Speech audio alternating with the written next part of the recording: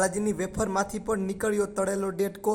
જામનગરના પુષ્કરધામ સોસાયટી શેરી નંબર 5માં રહેતા જાસ્મીન પટેલે બાલાજીની વેફર ખરીદી હતી। ત્યારે વેફરનું પેકિંગ ખોલતા જ ડેટકો દેખાતા જાસ્મીન પટેલે ફૂડ શાખામાં ફરિયાદ કરી હતી। ત્યારબાદ મનપાની ફૂડ શાખા દોડી ગઈ હતી અને કાયદેસરની કાર્યવાહી હાથ ધરી હતી। લોકોના આરોગ્ય સાથે ચેડા કરતા લોકો સામે કાર્યવાહી કરવાની માંગ કરી છે।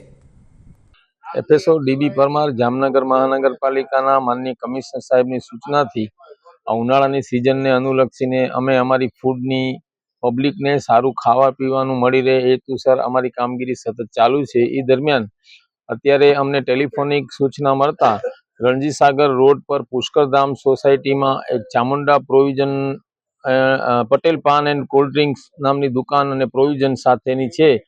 ત્યાંથી એક કસ્ટમર જસ્મીન પટેલ દ્વારા બાલાજીની સિમ્પલ કંચી વેફર્સ સોલ્ટેડ ખરીદેલ હતી ગઈ રાત્રે, અને એમાં નાના બાળકોએ ખાતા એમાંથી ડેટકો ચીપાઈ ગયેલો હોય એવું જોવા મળેલ હતું। અને કસ્ટમરનો ફોન આવતા અમે ફૂડની ટીમ અત્યારે અહીંયા દુકાન ઉપર આવેલ છીએ અને પેકેટ જોતા એ ડેટકા જેવું જ લાગે છે અને આની કાર્યવાહી અમે એજન્સીમાંથી આ જ બેચ નંબરના હે ને આ વેફરના નમૂના લેવાની કાર્યવાહી હવેથી કરીશું। એ એજન્સી પર ગયા પછી બધું ડિસાઈડ થશે। જસ્મીન પટેલ, પુષ્કરધામ શેરી નંબર 5 यहाँ रहूँ छू। बाजू में दुकान है पटेल जनरल स्टोर बराबर। एनी ત્યાંથી 7:30 થી 8 વચ્ચે મારે ભાઈની છોકરી ભત્રીજી અહીંયા વેફર લેવા આવી હતી કંચેસ 10 વાળી।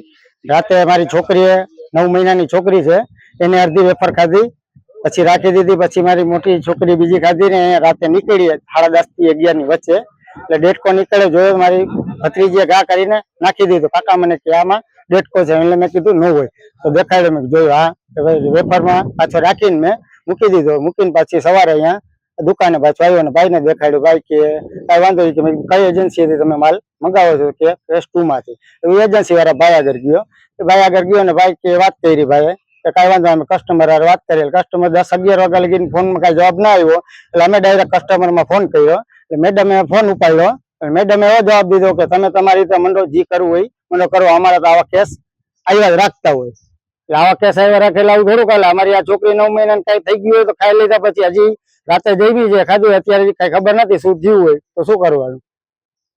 ભાઈની છોકરી 4 વર્ષની છે, મારી 9 મહિનાની છે। મારુતિ એજન્સી મારી ફેસ 2 માં એજન્સી છે, ડિસ્ટ્રીબ્યુટર છે બાલાજી વેફરના। કોઈ આટલા વર્ષ થયા, અમારે 20 વર્ષ થયા બિઝનેસ છે, પણ કોઈ દી આવું કેસ કે કાંઈ થયું નથી ને અમને અહીંયા જાણ કરવા આવી કે અહીંયા આવી રીતે થયું છે। હવે પેકેટ એકદમ ખુલેલો છે કે વસ્તુ બનવાકારક નથી। હવે તોય ફરિયાદી ઈ કહે છે કે અંદર છે કાંઈક ટૂંકમાં જીવ જંતુ એવી રીતે છે। હવે કોઈ દી બનતું નથી ને આ ખુલેલો પેકેટ છે ને અમને જાણ કરવા આવી કે તમે આવીને અહીંયા જોઈ જાઓ। જીવ જંતુમાં શું નીકળ્યું?